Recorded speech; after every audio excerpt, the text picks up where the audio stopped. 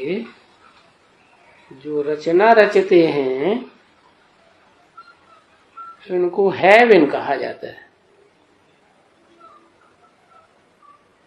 Heaven का मतलब ये है विन, क्या किया? जो वैल्यूबल, मोस्ट वैल्यूबल आत्माएं हैं, बहुत कल्याणकारी हैं, गोल्डन एज की आत्माएं हैं ना, गोल्ड जैसी कीमत है, बहुत कीमती आत्माएं, तो वो जीत लेती है। शक्ति ज्यादा होती है ना, पावरफुल में शक्ति ज्यादा होती है, कमजोर में शक्ति कम होती है। तो ये सब आत्माएं इस सृष्टि रूपी रंगमंच पर पात्र हैं। जैसे पात्र बर्तन को कहा जाता है, कोई छोटा बर्तन, कोई बड़ा बर्तन।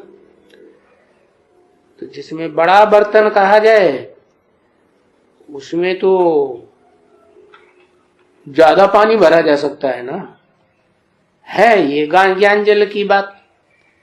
त्रिकालदर्शी बाप जब इस सृष्टि पर आते हैं तो जो बड़े बड़े बर्तन हैं वो बहुत ज्ञान जल भरते हैं।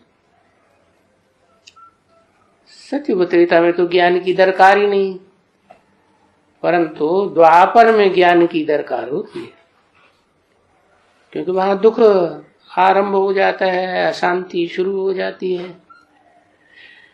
तो वो ऋषि मुनि कहे जाते हैं जिनमें ढेर सारा ज्ञान और सच्चा सच्चा ज्ञान। सच्चा ज्ञान किसे कहें है? और झूठा ज्ञान किसे कहें?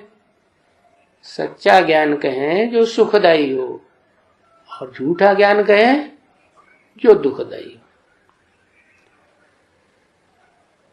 उसे ज्ञान कहेंगे ही नहीं, वो तो अज्ञान है। क्या?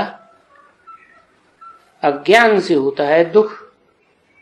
अज्ञान माने अंधकार, अंधेरे में तो ठोकर लगती है, चोट लग जाएगी, गिर जाएंगे। सोझरा हो, ज्ञान की रोशनी हो तो ठोकर लगने का सवाल ही नहीं, गिरने करने का सवाल ही नहीं। तो देखो,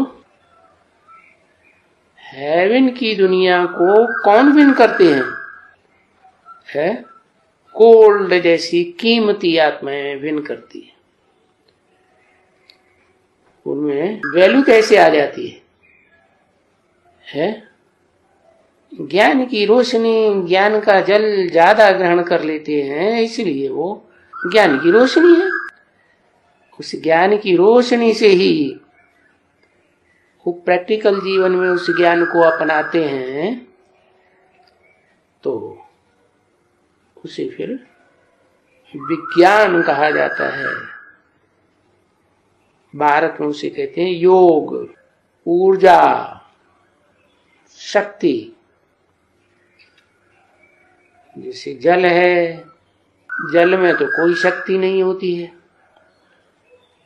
और जो खुराक खाते हैं, अनाज खाते हैं, तो उसमें तो शक्ति होती है।